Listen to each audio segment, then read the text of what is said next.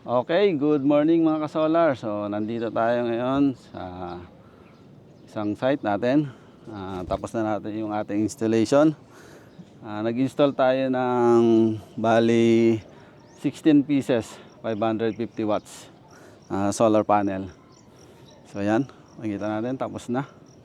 So, tingnan muna natin yung sa kabila.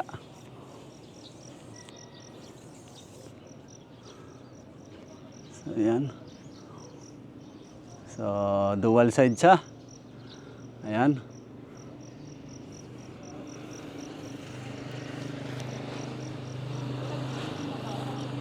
So, ayan. Yung ating inverter dito is 2 pieces. So, nakaparallel tayo na hybrid on-grid, off-grid inverter. Bali, 2 pieces na 6 kilowatt inverter. So, ayan. Tapos na tayo. Minaximize lang natin yung kanyang roof. Dahil ito, makikita natin, iisa na lang yung pwedeng paglagyan. So, ito na lang. Ito na lang siya. Ayan. So, sagad-sagad na doon.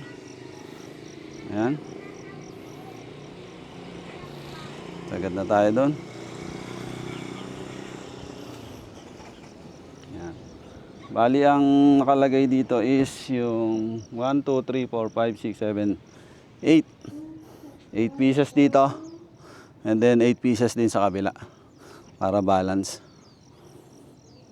So, yung ating inverter naman na 6 kilowatt is capable of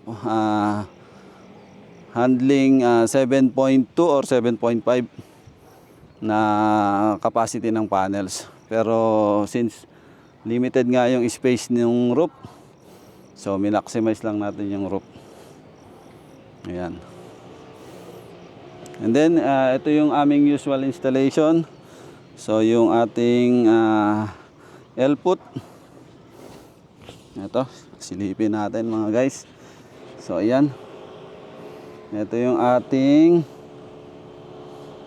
rails.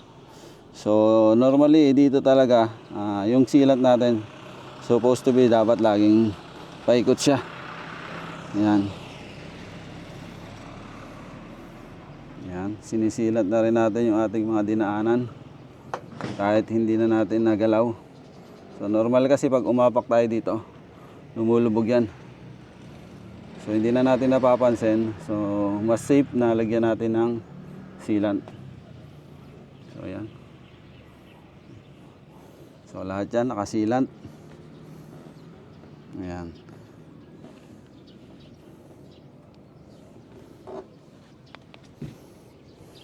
Ayan guys, ayan. So puntahan natin yung kabila. Medyo ingat lang tayo. Wala na tayong harness.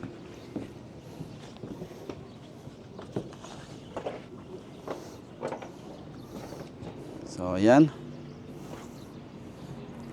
2, 4, 6, 8. So 8 pieces plus 8 pieces. So bali 16. 550 watts. So hindi ko pa na total kung ilan ang capacity noon. Bali 550 times 16 pieces. So ayan.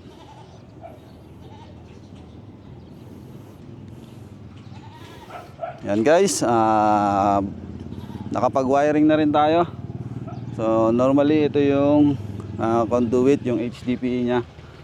Ayan. So may labas siya dahil dumaan siya dito. So mas safe pa rin nalagyan natin ng HDPE para hindi siya expose. So heavy duty naman yan. Nga pala, marami tayong nabibiling HDPE sa market. So meron yung hindi ko masabing hindi true rated. Paano ba yun? Hindi siya quality. So yun, magdodoble trabaho lang tayo pagka ganun ang ginawa natin. Pag tinipid natin yung materials dito. So yan, mangyayari kasi niya parang lifetime naman. So dapat gamitin na natin yung pinaka best quality. So yan. So So, bababa na tayo para dun sa ating inverter. Para makita natin. So, ano pa ba mga tip natin dito? Ayun. Wala na siguro. So, kailangan na natin bumaba para sa ating inverter. Okay guys. Ayan guys, andito na tayo sa baba. Ito na yung ating mga masisipag na kasama. Ayan. So, nagparallel tayo ng dalawang inverter, 6 kilowatt each. So, dinivide natin yung panel dito sa dalawang inverter. Pag dalawang MPPT naman siya. Medyo makalat. So, mamaya ulit natin i-video. Ayan. Okay. Ito yung ating inverter. Parallel connection. Dalawang 6 kilowatt hybrid on-grid off-grid inverter. So, yan. Gumagana siya. Ito. Ayan, SM01, sorry. And then yung slave, S02. So, ayan, parallel connected tayo. So, normally, ang pag-parallel natin dito sa settings na to. So, advanced function. Down natin. So, ayan. Parallel connected, master. And then, slave. So, change nyo rin yung address. So, sila.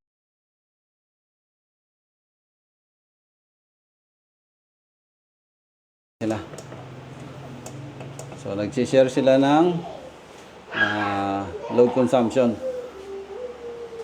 So, ito yung ating DC breaker side, battery breaker, and ito yung AC side. So, ang naging problema nito, parallel, nag-e-error siya during na binubuksan yung ating water pump. So, nung sinukat natin yung water pump is ang peak. Yun yung tinatawag na surge power. Nasa 7 to 8 kilowatt. So, nag-e-error nag-a-alarm tong isang inverter. So, ang solution is dagdagan natin ng isang inverter para makater yung surge power na tinatawag. So, ayan ngayon. Okay na sila. So, kahit off-grid, gumagana na yan. Wala nang error yan kahit gumana yung ating pump. So, dapat talaga pag merong ganitong installation is i-clamp meter natin yung actual load consumption saka yung peak, yung surge power ng ating appliances para hindi tayo magka-problema. Ayan guys. Thank you.